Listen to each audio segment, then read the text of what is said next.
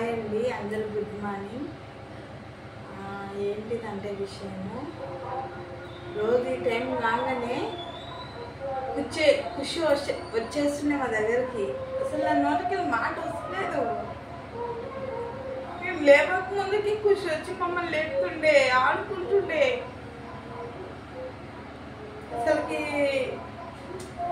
రోజు నేను ఎవరితో ఆడుకోవాలి, ఏం చేయాలని నాకు అర్థమైతలేదు. అసలుకి ఆ పిల్ల అనేది మాకంత టచ్ అయిపోయింది. ఆ పాప అనేది మాకంత టచ్ అయిపోయింది. అసలు ఆ ప్రేమ, ఆ పిల్ల ప్రవర్తన కానీ చెప్పినట్టు ఏంటుండే. ఏది వద్దు తెలుగు వాళ్ళు హిందీ వాళ్ళు అయినా కూడా పుట్టినప్పటి నుంచి మా దగ్గరనే ఉంటుండే అన్నట్టు. అంటే పాలమ్మదానికి వాళ్ళ అమ్మదానికి పంపిస్తుండే, తర్వాత మేము ఎత్తుకొచ్చుకుంటుండే.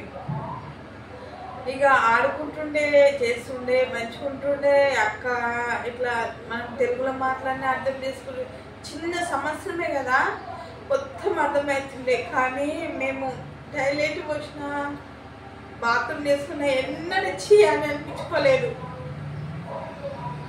కానీ ఈ రోజు నుంచి మేము లేవాలనుకున్న కూడా ఖుషి గుర్తుకు వచ్చేస్తుంది. మర్చిపోవాలన్న కూడా చాలా టైం పడుతుంది. ఖుషి ఎక్కడున్నా సరే సంతోషంగా ఉండాలి, నూరేళ్ళు ఆశతో ఉండాలి. నేనేం మాట్లాడాలనో అర్థమైతలేదు. ఖుషి, నువ్వు సంతోషంగా ఉండాలి. ఇక్కడున్నా కూడా నేను మాత్రం కంపల్సరీ మర్చిపోము. ఇంత మాత్రం మాకు కట్ అయిపోయాను మొత్తం. నెల మొత్తము మర్చిపోలేకపోతే నేను ఎప్పటికీ మర్చిపోను. కాకపోతే పెద్ద కుక్కకున్న విశ్వాసం ఎట్లనో మాకు నువ్వు అట్లా అయిపోయినావు అన్నట్టు. కానీ మా ఫ్యామిలీ మొత్తం, అసలు మా పిల్లలు కూడా అసలు చాలా చాలా బాధ. ఒకరింట్లో పనిచేసినా ఒకరు పోయి ఎత్తుకొస్తుంది. కానీ ఆ పిల్ల రాత్రి పోయింది కదా, 4 గంటలకు పోయింది. కానీ చాలా అంటే చాలా బాధ అనిపిస్తుంది. ఖుషి నువ్వు ఎక్కడున్నా సంతోషంగా ఉండాలి. నాకు ఇక మాట్లాడాలనిపిస్తలేదు, చాలా బాధ అనిపిస్తుంది. అసలు పోయినప్పటి నుంచి నేను అదే గుర్తుకొస్తా ఉంది, ఉండలేకపోతున్నాను అసలుకి.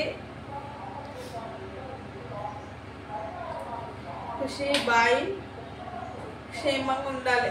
ఖుషి మాత్రము దేవుడు ఎక్కడున్నా సరే. కానీ ఆ చిన్న పాప కదా మాకంత దగ్గర అయిపోయింది. ఆ దగ్గర ఉన్న మనము, మన దగ్గర ఎంత ఆస్తులు అంతస్తులు ఉన్నా సరే కానీ ఏవి మన వెనుక రావు. ప్రేమ మాత్రం మన వెనుకొస్తుంది.